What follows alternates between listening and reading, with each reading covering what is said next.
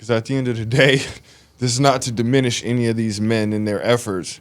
But for me, I'm like, yo, all y'all is grown-ass men that get paid to play a game. Yeah. That's how I look at it. This entertainment for those of us who are on the ground level. Yeah. You know what I mean? But at the end of the day, that's what it is. And, like, y'all should feel fortunate and feel blessed that y'all able to do this. Well, especially in today's day and age, because back in the day in, like, the, Roman times, they'd be gladiators. They wouldn't be paid anything. They'd probably die.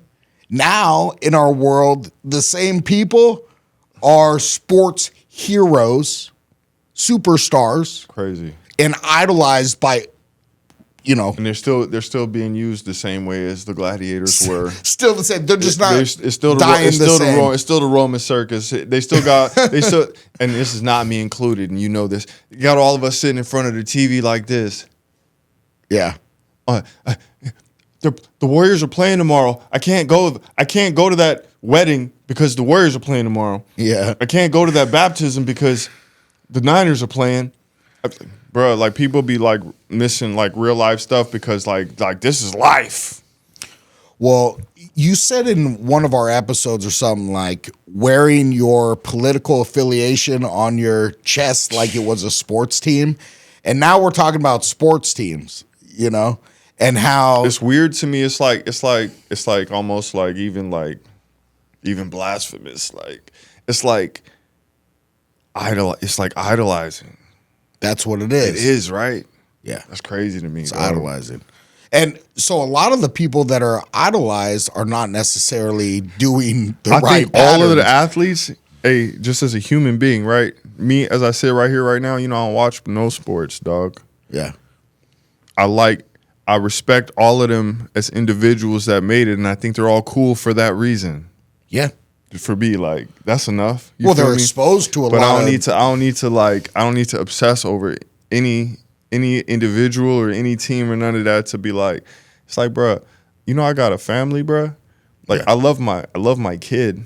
I love my dogs. I love so many other things in life. Yeah. You know what I mean? Like, I don't know. It's me personally. I think that I love the city that the team represents.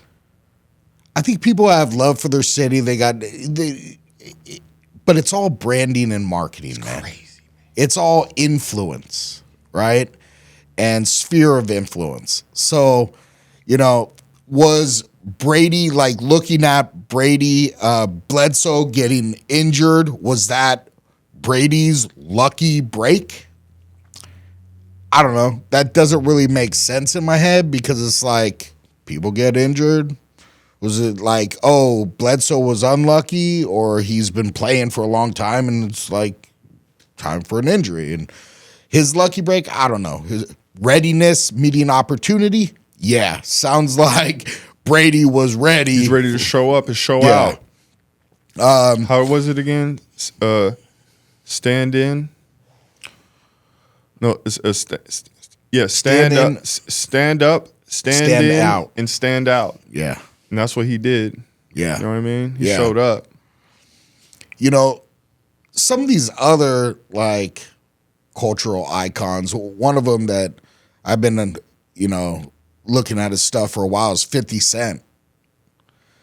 And so he was shot 9 times and then got the record deal of a lifetime.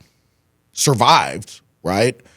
And, this guy, from what, I watched the movie and stuff, and we have some little talking points. And, like, his jaw was, like, shot. So he became, he was a rapper, but then he had to, like, piece together his jaw again with, like, metal, basically braces, so he could be able to even speak again, let alone rap. Yeah, but that made his sound more distinctive though. When he raps, you could hear it. For sure. So was that lucky? No, hell no. Wasn't nothing lucky about it. I mean, it doesn't sound getting shot like 9 times being lucky. Wasn't nothing lucky about getting shot 9 times and having to wire your jaw just to be able to talk. Yeah. None of that. But Was it lucky that Eminem heard his mixtape? Nah. It seems to me like he was already that dude where he was from. He was already putting in that work out there, selling them albums out the trunk. Who was selling a lot more than albums? I don't know. That's alleged. I don't know nothing about anything that guy was selling other than freaking albums and vitamin water, homie. Well, I know he'd be selling a lot of That's what I'm vitamin trying to water tell you. nowadays. This guy's a grinder. He was a grinder and a hustler. You feel me? Yeah. So he was. This guy's like. I know one guy that's like this guy in my whole life that like he don't have no limits, dog. Like if it make money, he's with it. You know what I mean? Yeah. So I don't know. So he also had a pattern. Like this guy was like relentless for recording, doing his like he was a real smart guy as well. Like poetry, writing out his rhymes, all the stuff. And so there's I definitely understand what you're saying about like the creating your luck, being purposeful in what you're doing and sticking to the pattern. Bruh, I don't know about that creating luck stuff you keep talking about. Bro. So what's hitting off for you, bro? There's no luck, bro. It's just some people, maybe if you're an atheist, maybe you have luck. Maybe that's for people like that. Yeah. People I see that. That don't have like, that don't believe in anything bigger than them. They think that they're the biggest thing. Maybe that. You know. But me, I can't do that. So it's your opinion that if you believe in God and you have faith, that luck isn't a thing. It's a non-factor, brother. It's a non-starter because you have faith, and those are blessings that show up based on, right, something else. I'm not religious, but there's certain things that those books say that I do believe in. Through God, all things are possible is one of them. You know what I mean? So it wasn't lucky that he survived 9 Hell no shots. Come on. That was a miracle. Come on, bro.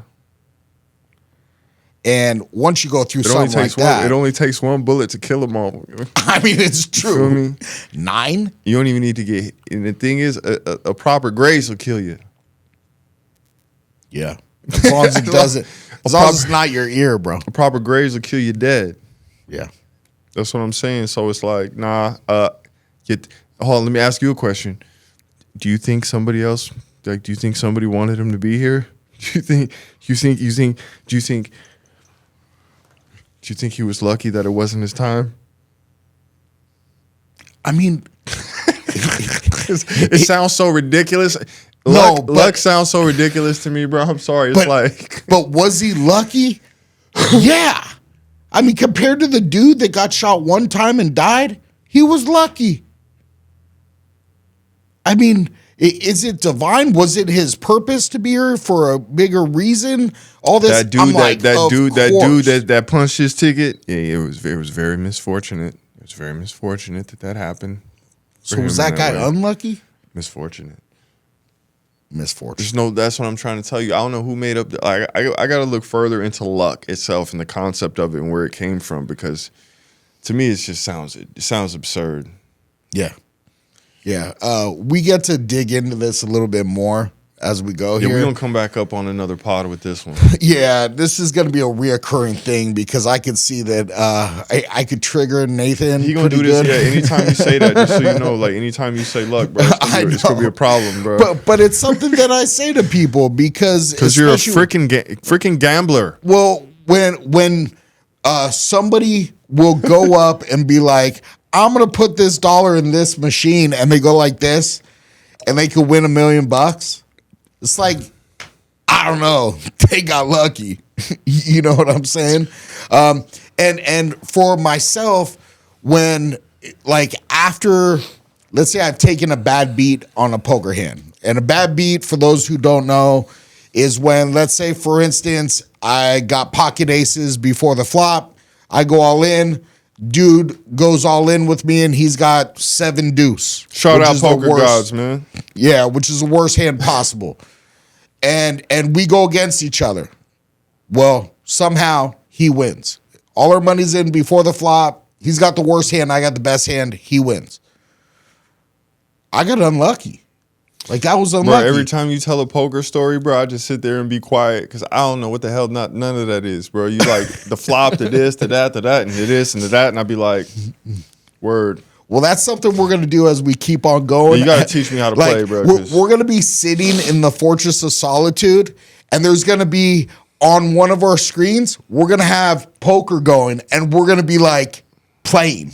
Just like we'll have in the other section, we're going to have the driving simulator, and you're going to be on there blasting off on the driving simulator. That's right. You know what I mean? That's right. We're going to have all kinds of different things at the Fortress of Solitude where we can explore these things because, I mean, this is definitely something that you don't have much experience in. I do, and vice, you know. We're going to be doing a lot of different things that are super cool, like a big part of, like, food. I can't wait for that, man. Food is a big part of my life, and I feel like taste is a big part of the human experience. Oh man, growing up Italian, like everything's based around food, and I would assume it happens like that elsewhere too. But in my world, that's always so. We're gonna be eating a lot of good food, but we're also gonna be eating stuff that is like uncommon to like and unavailable to a lot of people all over the place. And when he's saying that, he's not saying we're gonna eat like sheep's eyes or these bugs or any of those things, because that's not in my realm. You ain't down, bro, to hit the Madagascar cockroach like Fear Factor? No, man. Oh man. No, I'm really not down. I heard they taste like almonds. Try it and tell me, man. I also am not. I saw this video. Man, it's the one chip challenge thing. Oh, see. Oh my. So, hold on. The homie. You mean the homie that got the chip? He was at the taco truck and he put all the stuff and he got the one chip because I ain't gonna lie, he was hella weak. Yeah, he was hella weak, bro. He was hella weak for that. I was like, bro, he's putting all that stuff on the bro. Just eat the damn chip, bro.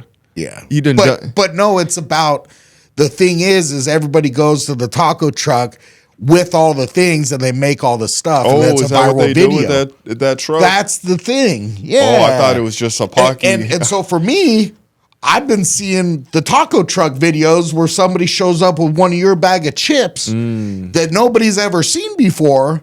The taco truck dude that is used to doing this opens it up perfectly, does it all in a way that it's like, now I'm going to make you nachos with these chips, right? Special chips.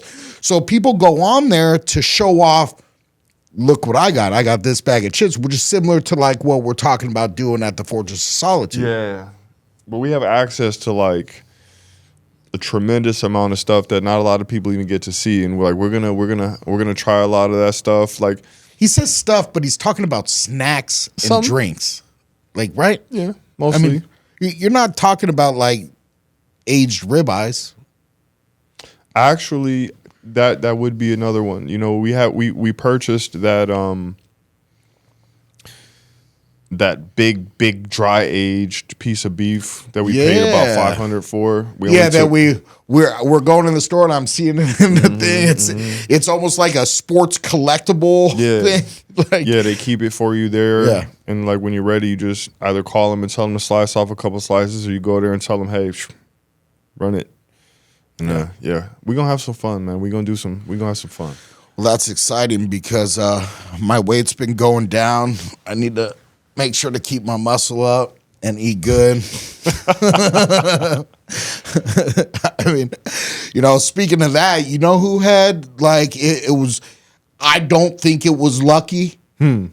Colonel Sanders. No, he just had some good ass chicken. Definitely good ass chicken, but like he had 1,000+ rejections. He didn't found KFC until 65 years old. Damn. Like, failed all these different things. It was his turn. That's just real. Hey, I really believe that, like, bro, like, see me, right? Like, I've had a great life, man.